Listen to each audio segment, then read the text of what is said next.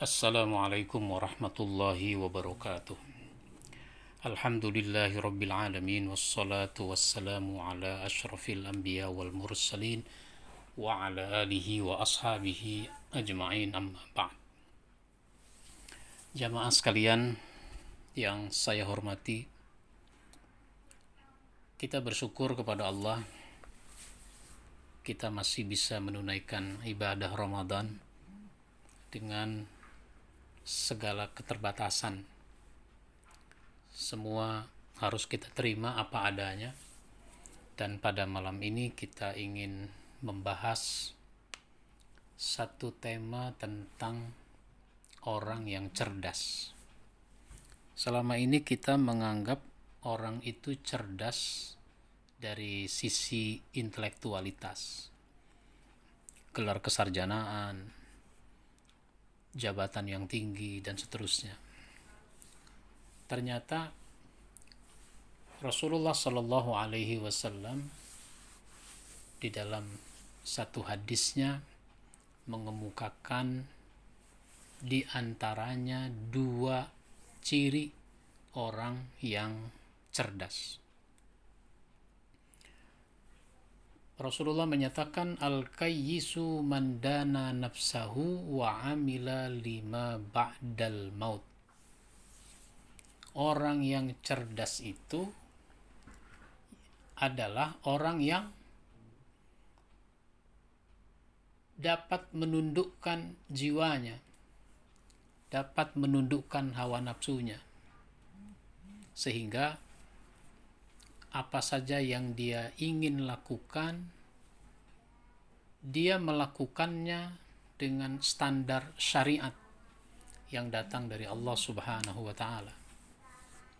Hawa nafsunya mengikuti apa yang dibawa oleh Nabi. Begitu di dalam hadisnya yang lain, riwayat Tabrani, la yu'minu ahadukum hatta yakuna hawahu taba'an lima ji'tu bihi. Tidak beriman seseorang di antara kamu sehingga hawa nafsunya mengikuti apa yang aku bawa, yaitu syariat Islam.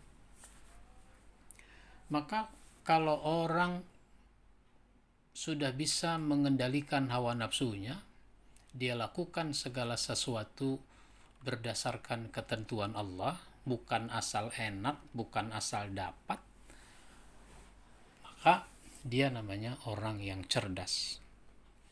Sekalipun dia dibilang oleh masyarakat sebagai orang yang cerdas, orang yang pinter, kalau ternyata dia tidak mampu mengendalikan hawa nafsunya, dia itu orang bodoh. Disinilah bedanya persepsi kita dengan apa yang dikemukakan oleh Rasulullah Shallallahu Alaihi Wasallam. Kita boleh memenuhi apa yang kita inginkan. Kita boleh makan, kita boleh minum, tapi makan dan minumlah yang halal. Dicari dari cara yang halal. Ada halal jenisnya.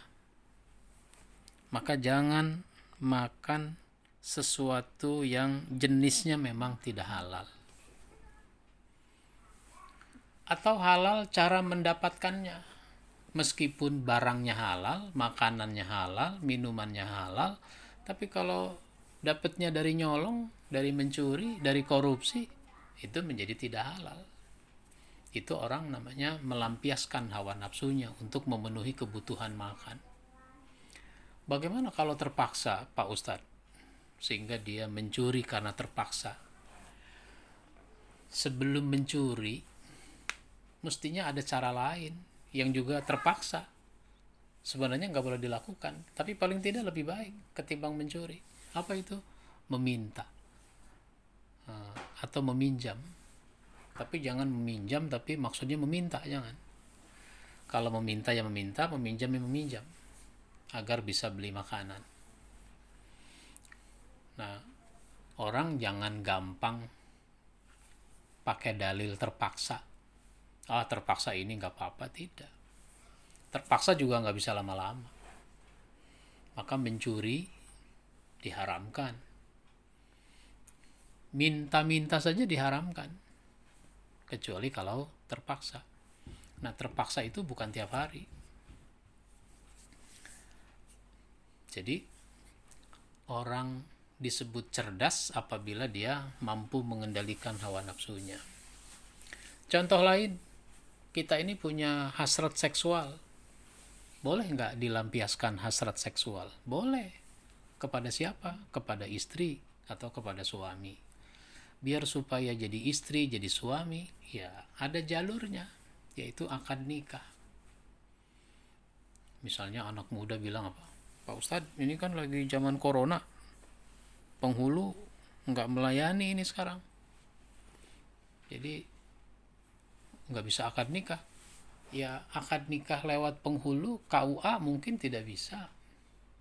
Tetapi akad nikah itu kan bisa dengan wali.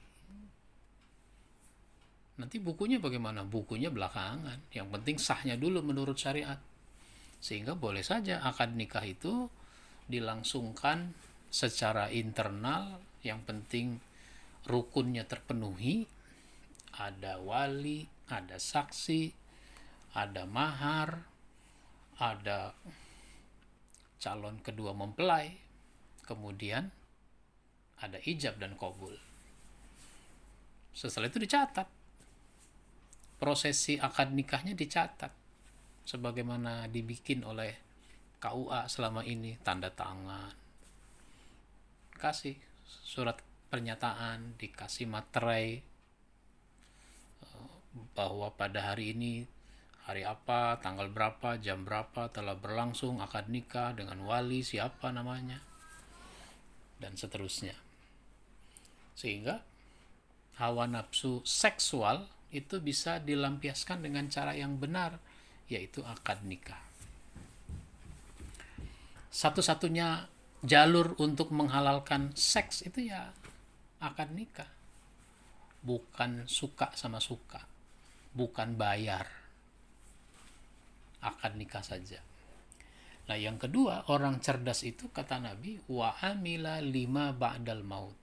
Dia beramal untuk sesudah mati. Orang kalau mati nggak berakhir begitu saja. Sesudah mati masih ada kehidupan lagi, yaitu kehidupan akhirat. Dimulai dari alam kubur.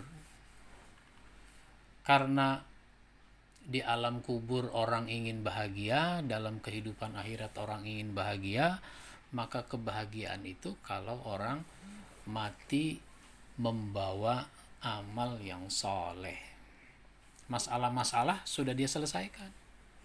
Maka sebelum kita mati, selesaikan masalah-masalah. Apa itu? Taubat. Orang kalau udah mati, udah taubat, ya itu yang bagus. Jangan mati bawa dosa. Apalagi udah bayar utang kalau punya utang.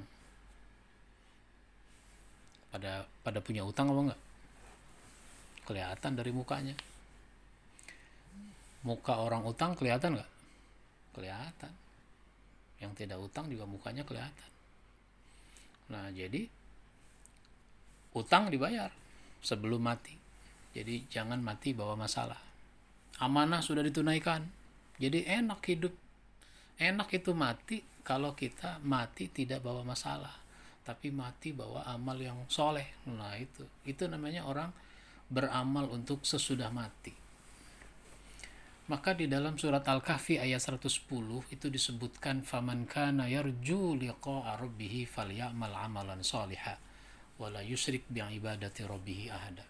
Barang siapa mengharap perjumpaan dengan Tuhannya, hendaklah dia beramal amal yang soleh. Dalam beramal soleh itu jangan mensekutukan Allah dengan apapun, dengan siapapun juga. Begitu orang cerdas.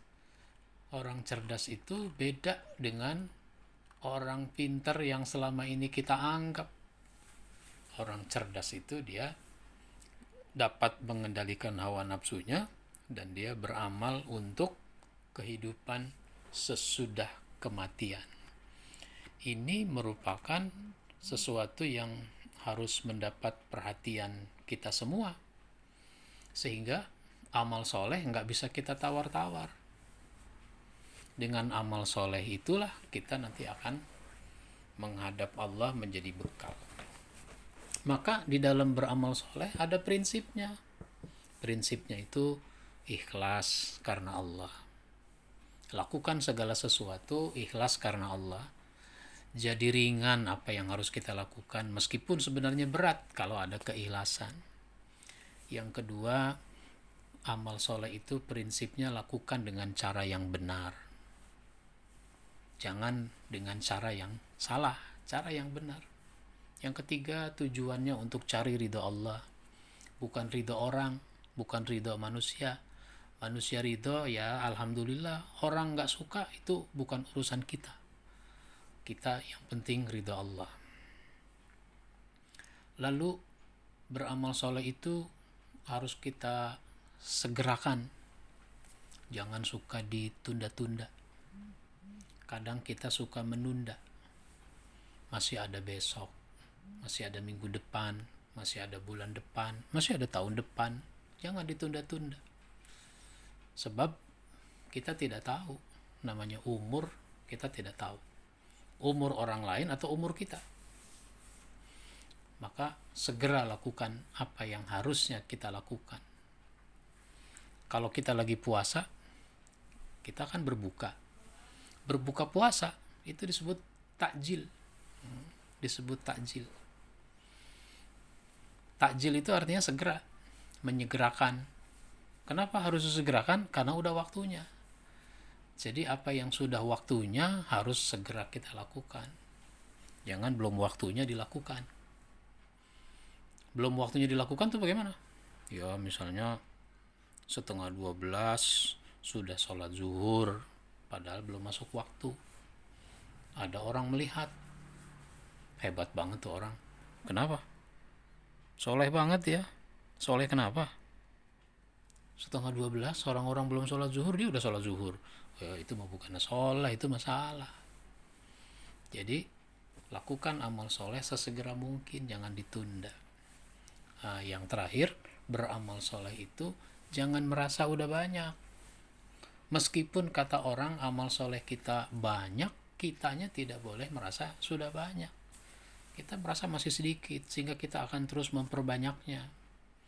Tapi kalau orang sudah merasa banyak, ya akhirnya dia malas. Pahala itu ada hitungan-hitungannya. Biarlah itu urusan Allah yang menghitung, kita mah gak usah menghitung. Pahala saya banyak banget Pak Ustadz. Banyak dari mana? Kalau bulan puasa kan saya baca Quran, hatam lagi. Kata Ustadz kan, kalau baca Quran pahalanya 10 kebajikan. Bulan Ramadan dilipat gandakan. Nah kalau 10 kebajikan saja, alif lam mim 3 huruf, wah itu saya hatam berapa huruf, kan banyak itu. Pahala saya udah gak kehitung banyaknya. Jangan begitu. Dosa gak pernah kita hitung. Maka kalau pahala kita hitung, akhirnya kita jadi malas memperbanyaknya. Anggap aja kita belum banyak pahala. Nah ini, jangan suka merasa sudah banyak, karena kita memang harus terus memperbanyaknya. Inilah orang cerdas. Mudah-mudahan kita termasuk kategori orang yang cerdas. Mudah-mudahan bermanfaat, dan mohon maaf bila ada hal-hal yang kurang berkenan. Wabillahi taufiq wal hidayah. Wassalamualaikum warahmatullahi wabarakatuh.